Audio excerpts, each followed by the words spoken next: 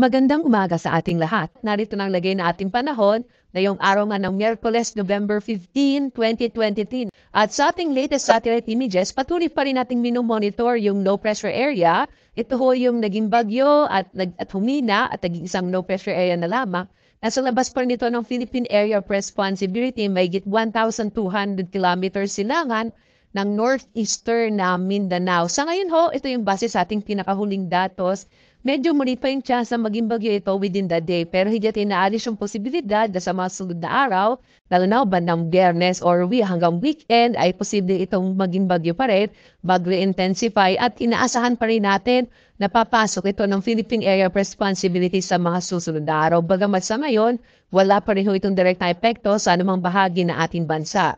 Ang siya nakaka-apekto ngayon sa malaking bahagi ng ating kapuluan ay itong shear line. Ito yung pagitan ng mainit at malamig na hangin, nagdadala ho ng malaking tsansa ng mga pag-ulan, lalong-lalo na ho sa may silangang bahagi ng Luzon at ng Visayas, particular na sa Bicol Region, sa may bahagi ho ng Eastern Visayas, lalong-lalo na ho sa may summer provinces, din din ho sa Quezon, Aurora, ilang bahagi ng Mimaropa, habang ang northeast monsoon o yung amihan ang nakakapekto sa may bahagi ng Northern Luzon na maaari magdala ho ng pulupulong mahihinang pag-ulan. Sa iba pang bahagi natin bansa, dito sa Visayas, sa Mindanao, sa Palawan, inaasahan pa rin natin generally fair weather pa rin tayo habang malaking chance na mga pag-ulan sa hapon hanggang sa gabi. So maliban ho dito sa low pressure area nating minomonitor, wala na tayo iba pang nakikita na anong mga low pressure area sa labas ng Philippine Area of Responsibility. Narito ho ang ating magiging panahon dito sa may bahagi ng Luzon. Makikita ho natin malaki yung tsansa ng mga pag-ulan sa malaking bahagi ng Bicol Region, kasama yung Calabarzon, inang bahagi ho, particular na sa Mindoro Provinces, Romblon, Marinduque,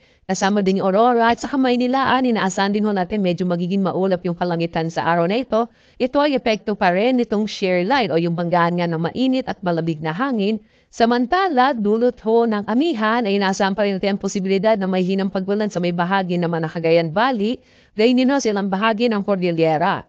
Sa bahagi naman ho ng Ilocos Region, kasama yung Central Luzon, bahagi din ho, kasama rin na nakikita natin sa may bahagi ng Benguet at Abra ay yung mga isolated light rains. Habang dito sa Palawan, inaasahan pa rin natin yung mga isolated rain showers and thunderstorms. Muli ho, yung pinagkaiba nung area kung saan nung nakakapekto yung amihan, wala hong masyadong mga thunderstorms sa bahagi iyan ng ating bansa. Dumako ho tayo sa Visayas at Mindanao. Sa Visayas ho, nakikita ho natin yung mga areas dito sa may Samar Island, particular na yung mga lalawigan na Northern Samar, Samar at Eastern Samar, malaki yung chance ng mga pag-ulan. Dulot ho yan itong umiiral pa rin na shear line. Habang sinalabing bahagi ho na nakakabisayaan ay asahan pa rin ang mga isolated rain showers and thunderstorms, lalo na sa hapon hanggang sa gabi. Malaking bahagi din ho ng Mindanao ay makaranas din ng generally fair weather habang malaki pa rin yung chance ng mga pag-ulan sa hapon hanggang sa gabi. Minsan no, nung maabot sa katamtaman hanggang sa kumise malalakas sa mga pag-ulan, yung dulot ng mga localized thunderstorms.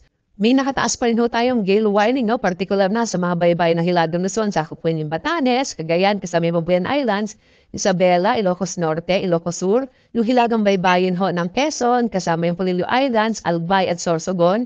Gayon din ho, may nakatasin tayong gale warning sa bahagi ng Catanduanes, Eastern Samar at Northern Samar. Itong mga lugar ho, kung mga may pulang area, ay sa lugar ho na tinasahan natin magiging maaari yung karagatan. Kaya po yung manitisakyang pandagat, lalong-lalo na ho yung maliliit na mga bangka, iwasan muna pong pumalawat sa bahagi ito ng ating bansa dahil magiging maalon niya ang karagatan dulot ho yan ang amihan. Yan naman ho natin yung magiging lagay ng panahon sa mga susunod na araw.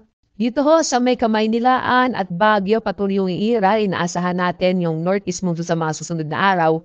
At posible po magdala ng mga isolated o pulupulong maihinang pag-ulan. Habang sa Legazpi, sa may bahagi ng Bicol Region, inaasahan natin medyo bababa ho kasi yung shear line.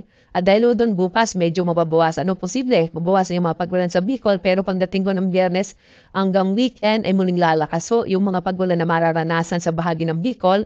Sa Metro Cebu naman, inaasahan din natin magiging maulap yung palangitan pagdating ng araw ng Biyernes hanggang weekend. Kaya sa Metro Davao, inaasahan ho kasi natin sa mga susunod na araw ay lalapit ho yung low pressure area at muli makakapekto din yung shear line. Kaya po posible pa rin yung area ng Eastern Visayas at Eastern Mindanao, kasama din yung Bicol Region, lalo na bandang weekend, malaki pa rin yung chance ng mga pag-ulan.